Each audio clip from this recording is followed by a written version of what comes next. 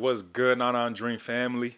We back at it, episode 27 of the 99 Dream Journey. My name is Julian Taliaferro. You already know we coming again with another weekly business update, lessons for the week, and topic for the day, which is what is inspiration. And to start this episode, the quote for this week is leadership is about making marginal decisions. And this is a quote from Paul Orfalia. He was actually the CEO and founder of Kinko's. And what I found interesting about this quote when I heard it is that he said that we as humans make marginal decisions every day. And as a CEO, the same thing takes place. In that role as running the business, you don't make any monumental changes. What you make are small changes here and there that then dictate if you are going to be successful. So what I kind of compare that to in my life is just like, say you're driving on a 3-lane road and each of the lanes are going at different speeds and it's kind of traffic and you want to get to your destination as fast as you can. So you have to make those quick marginal decisions on, do I go in the left lane now? Do I go in the right lane? Okay, I went in the left lane. Do I stay here or do I move back over? Things like that. And that will dictate your success. It's not like you find a whole new route that saves 10 minutes on the journey, but it's about being on that 3-lane road and facing traffic, but then making your decisions while you're in the heat of the moment, I guess. So that's how I viewed it. And the quote again is, leadership is about making marginal decisions, by Paul Orfalia. And now I can get into my business update. So was finally able to get my product label barcodes figured out. The Office Depot route did work, so that alternative I'll use as well when I do my real product. So I was able to get my barcode, and then I shipped my shipment off to Amazon, and it's in the fulfillment center now. My fulfillment center was located in Charlotte, and Amazon's processing that currently. Also was able to start on my DIY work and was able to get some stuff done there.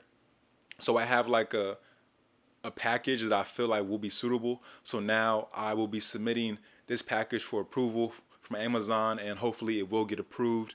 And then I can get my brand verification and start, moving a little bit forward on the Amazon side of it as well, which, hopefully will be good.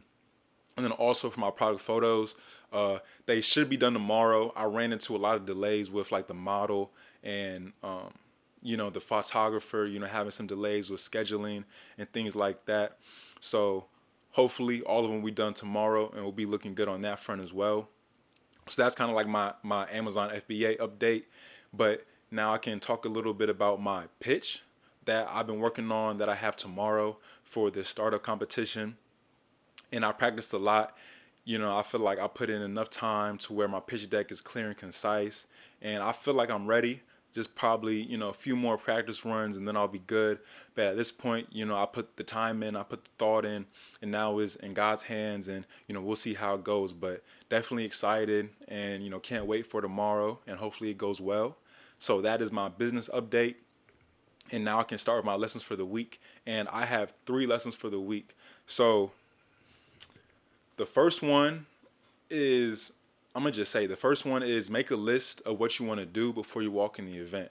So the way I got this lesson is from going to a networking event on Thursday where I was hearing pitches from startup companies, and it's like a little networking session before.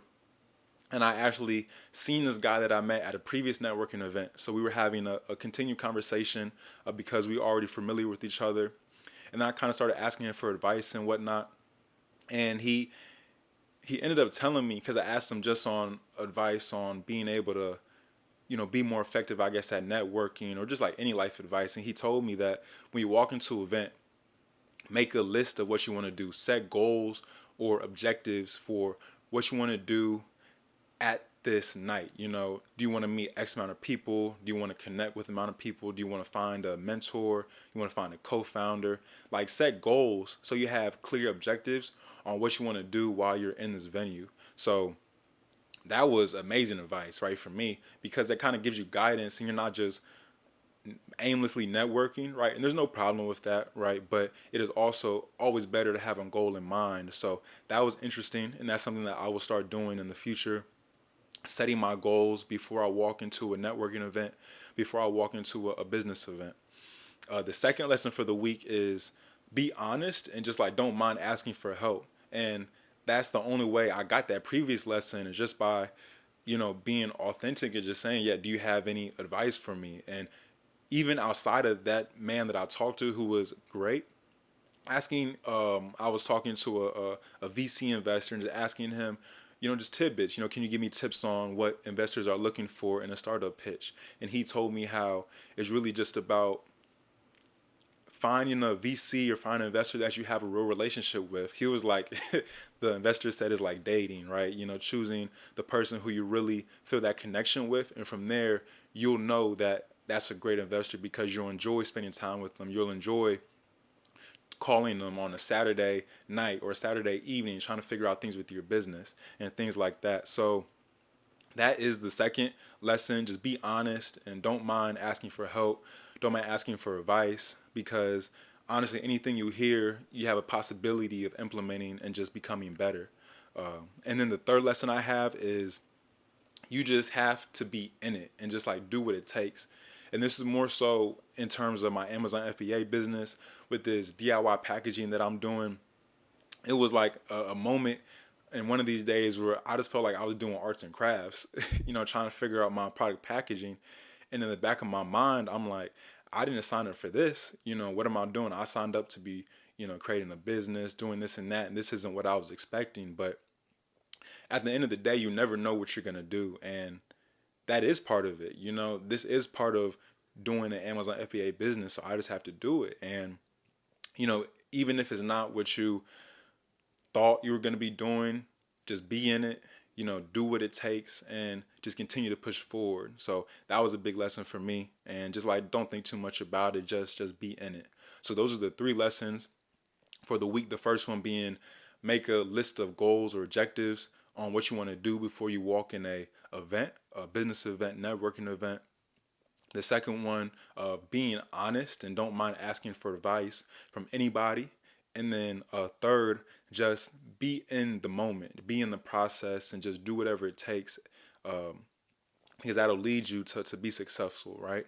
And now that is my list for the week's done, and I can get into my topic, which is, what is inspiration?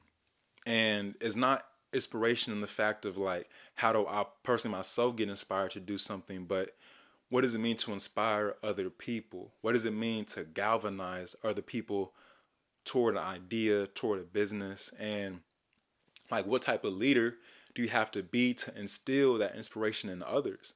And the reason this is the topic is because I was at that same event listening to these pitches, and one of the pitches, one of the slides was a couple of photos of the founder and, his team. And it was like 30 of them. And then they were deep. They were all smiling, happy. And you could feel the energy reverberating out of the photo.